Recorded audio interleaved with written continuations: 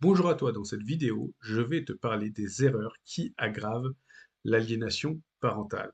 Il est important de comprendre et de connaître certaines erreurs pour les éviter afin de ne pas accentuer cette manipulation qui est l'aliénation parentale. La première erreur à comprendre pour ne pas faire est le fait de contredire totalement, frontalement ton enfant. C'est-à-dire que quand ton enfant te dit des phrases comme tu n'as jamais été là, tu ne m'aimes pas, tu n'es pas présent pour moi, tu es quelqu'un de dangereux, ton premier réflexe humain, c'est de lui répondre directement ce n'est pas vrai, c'est faux, qui t'a dit cela? Eh bien, cela, c'est une erreur. Pourquoi? Pourquoi c'est une erreur? Parce que un enfant qui est manipulé, lorsque ton enfant est manipulé, il ne distingue pas ce qui est vrai, ce qui est faux, ce qu'il ressent de ce qu'on lui a mis dans sa tête, c'est-à-dire son émotion propre à ce qu'on lui a mis dans sa tête, ce qu'on lui a téléchargé, ce que l'on a importé dans sa tête. Donc, le contredire va renforcer cette manipulation, va valider l'idée que tu es une personne instable et agressive en répondant directement comme cela. Tout cela va provoquer chez lui que son cerveau en fait va se fermer, va se figer. Euh, Par contre, lorsque cette situation se produit, tu peux lui dire je comprends que tu as ressenti cela. Je suis là, tu peux m'en parler si tu veux. Tu neutralises à ce moment-là cette manipulation sans attaquer directement, sans le prendre frontalement. L'erreur numéro 2, ensuite, c'est de se justifier, de se défendre, de penser devoir s'expliquer trop. Tu veux que ton enfant comprenne la situation, tu veux remettre l'église au milieu du village, tu veux remettre la vérité en place, tu veux expliquer, mais en fait, il faut également comprendre que l'enfant n'est pas dans un état psychologique apte, prêt à analyser, pour analyser à ce moment-là. Il n'en a pas les capacités à ce moment-là quand il est manipulé de cette façon. Il est totalement noyé dans les émotions et les contraintes imposées par son parent toxique. Donc, il faut que tu puisses comprendre que trop de justification, cela va faire une surcharge mentale sur le poids des épaules de ton enfant. Donc, à ce moment-là, encore une fois, ton enfant va se fermer. Donc, qu'est-ce qu'il faut faire? Il faut répondre avec des réponses courtes, simples, rester stable en lui disant tu peux compter sur moi quand tu veux. L'erreur numéro 3, c'est le fait de parler mal de l'autre parent, de ton ex. C'est l'erreur ultime, une erreur très importante à ne pas faire. Même si ton ex est donc toxique, dysfonctionnel, totalement destructeur dans tout ce qu'il y a autour de vous, l'enfant n'a pas à ce moment-là, à entendre cela de ta bouche dans les critiques. Lorsque tu critiques, que tu vas valider le parent toxique. Dans la tête de ton enfant, tu vas le critiquer lui-même. Donc à ce moment-là, tu vas perdre beaucoup de crédibilité autour de ton enfant. Car il faut déjà que tu comprennes que le parent toxique dysfonctionnel va te critiquer toi en disant que tu es instable, que tu es dangereux, que tu es handicapé, que tu es un putois. Tout cela va être mis dans la tête de ton enfant. Donc l'enfant, en fait, ton enfant doit voir qu'il y a une différence. Donc tu peux lui dire, tu as le droit d'aimer tes deux parents. Je suis là pour toi toujours, mais tu ne fais pas de critique. Il doit voir que lorsque ton enfant parle de l'autre parent, tu ne vas pas le critiquer. Tu vas être totalement neutre. C'est tout.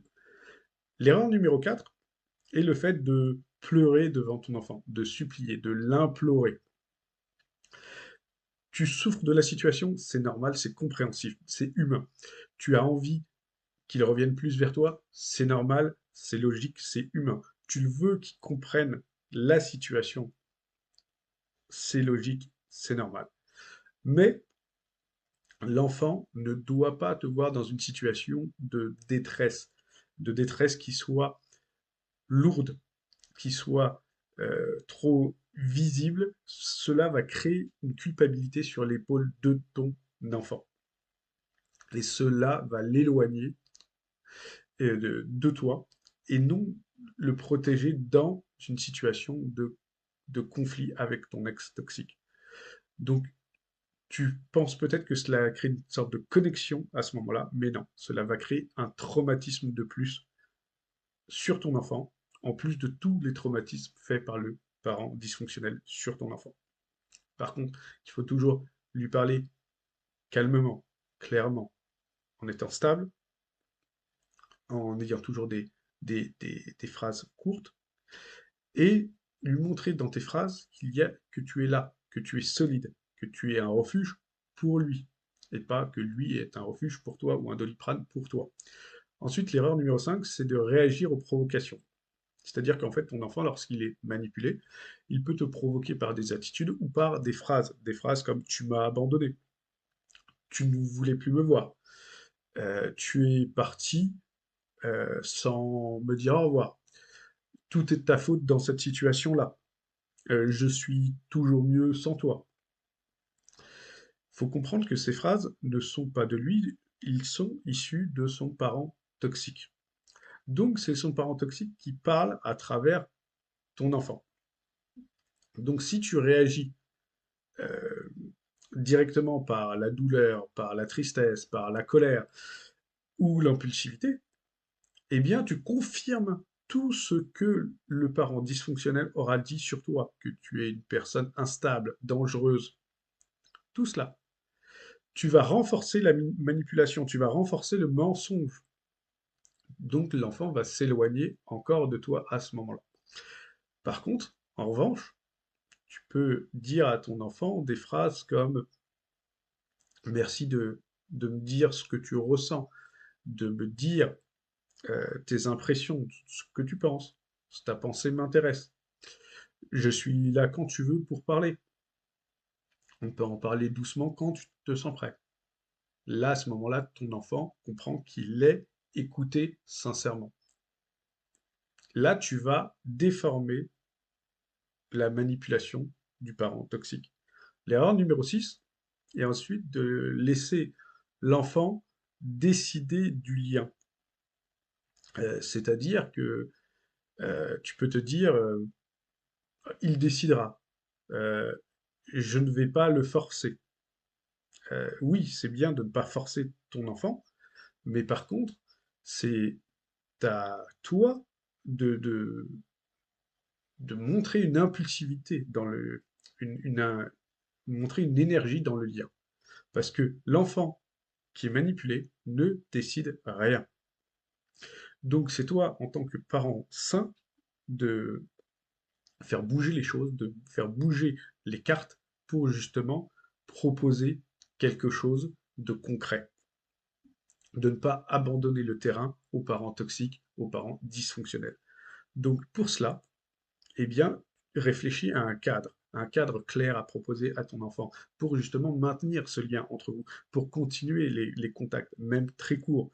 Réfléchis et impulse cette idée.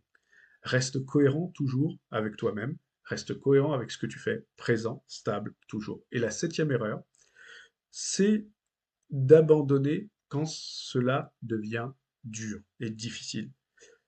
C'est une phrase qui est importante. C'est vrai que la situation psychologique est une blessure pour toi, une blessure profonde chez les parents sains qui sont confrontés à ce cas-là, une douleur en tant que parent importante, auquel l'institution judiciaire voit rarement la réalité de ce qu'il se passe, et les proches, tes amis, encore moins car ils ne vivent pas ta situation, même s'ils peuvent te soutenir.